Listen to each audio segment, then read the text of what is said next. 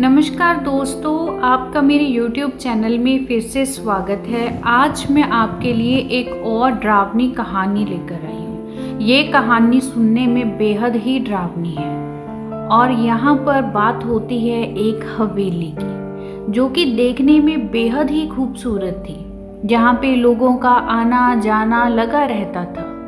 फिर ऐसा क्या हुआ इस हवेली को जो ये खंडर ही बन गई। अब इस हवेली में कोई भी आता जाता नहीं है, न दिन के समय न रात के समय। ऐसा हुआ क्या था, आइए जानते हैं।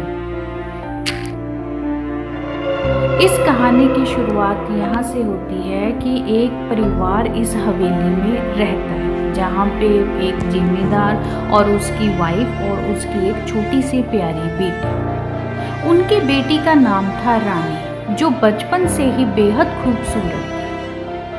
सब कुछ बहुत खुशहाल चलता था, अच्छे से लोग आते थे जाते थे, बहुत ही बढ़िया चलता था। अब क्या हुआ, रानी बड़ी हो गई। जैसे ही रानी बड़ी हुई वो और भी खूबसूरत हो गई। अब गांव में क्या होता है कि जैसे लड़की बड़ी हो जाती है, जवान हो जाती है, उसकी शादी के बारे में सोचने लग जाते हैं। तो सेम जो रानी के फादर और मदर थे, उन्होंने कहा कि अब रानी बड़ी हो चुकी है, हमें कुछ अच्छा सा कोई लड़का देखकर, कोई अच्छी सी फैमिली देखकर ना इसकी शादी कर देनी चाहिए।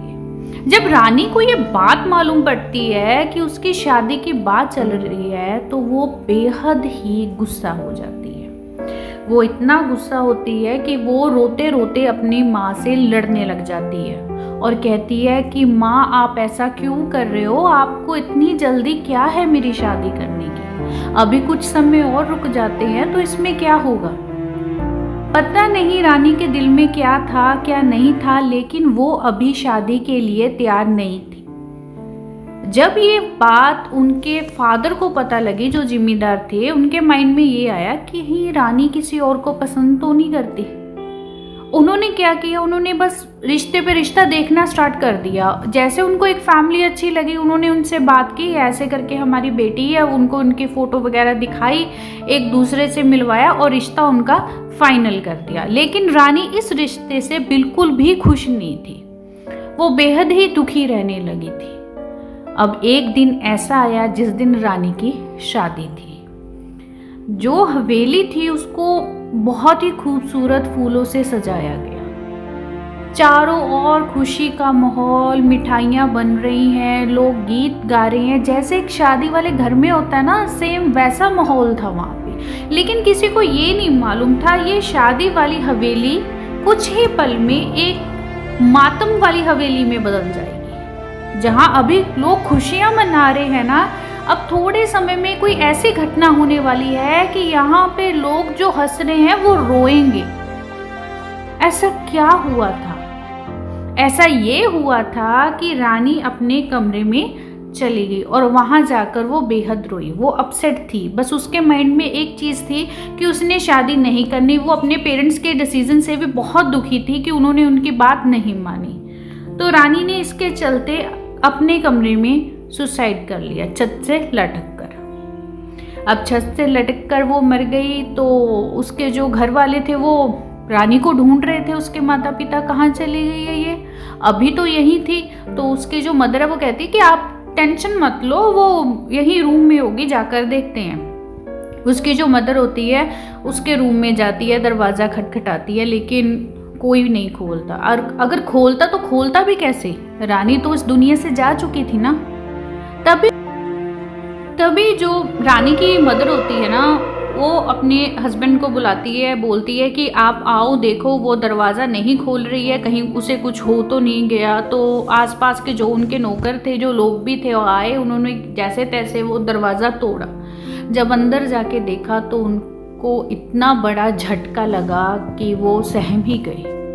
रानी को इस हालत में देखकर वो भागे, उसके हवा में लटकते हुए जो पाँव थे उनको पकड़ा और उसको बेड उतारा वहां से और बेड पे लिटाया। वहां से किसी वैद्य को बुलाया, लेकिन रानी में कोई भी सांस बाकी नहीं थी, वो इस दुनिया से जा चुकी थी। अब जिस हवेली में शहनाइयाँ बजनी थी, शादी की रस्में होनी थी, अब वहीं पर उसके अंतिम संस्कार की प्रक्रिया हो रही थी। जहाँ लोग बेहद खुश थे, हंस रहे थे, खुशियाँ मना रहे थे, अब वहाँ पर लोगों के रोने की आवाज़ें, उसकी मदर की चिल्लाने की आवाज़ें। अब ये खुशियाँ एक दुख में बदल चुकी थी। अभी रानी को गए 1 या 2 दिन भी बड़ी मुश्किल से ही हुआ था कि उनके घर एक काम करती थी, वो उनकी किचन में।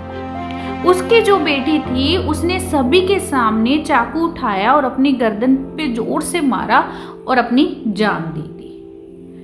यही नहीं, और भी घटनाएं होने लगी। जैसे कभी कभी ना उनको रानी अपने रूम में सीढ़ियों से चढ़ते जाते दिखाई देती थी और एक ही पल में वो गायब हो जाती थी।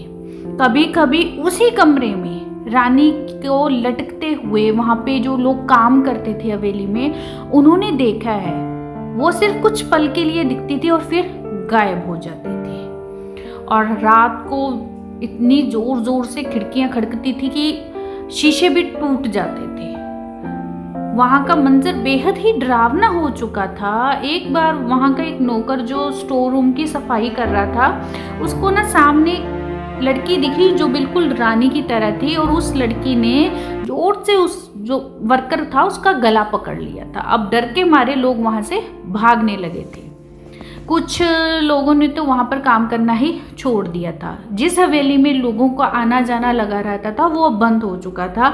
सभी का ये कहना था कि यहाँ पर अब रानी की आत्मा भटकती है। वो खुशी वो गमी में बदली ऐसी कि वो हवेली अब खूनी हवेली बन चुकी थी।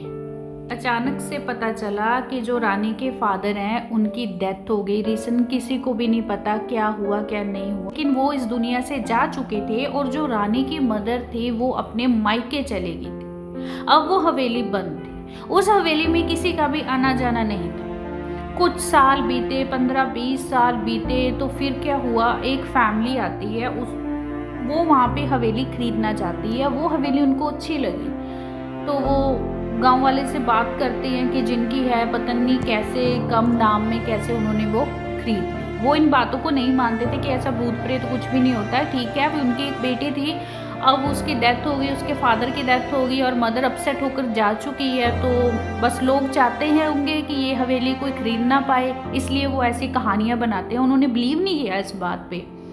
अब वो वहाँ पे ठीक है शिफ्ट हो गए, दिन में अपना सारा काम करते हैं। तो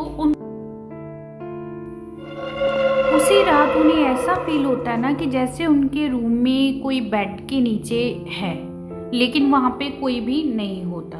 तभी अचानक से हवेली की लाइट खराब हो जाती है।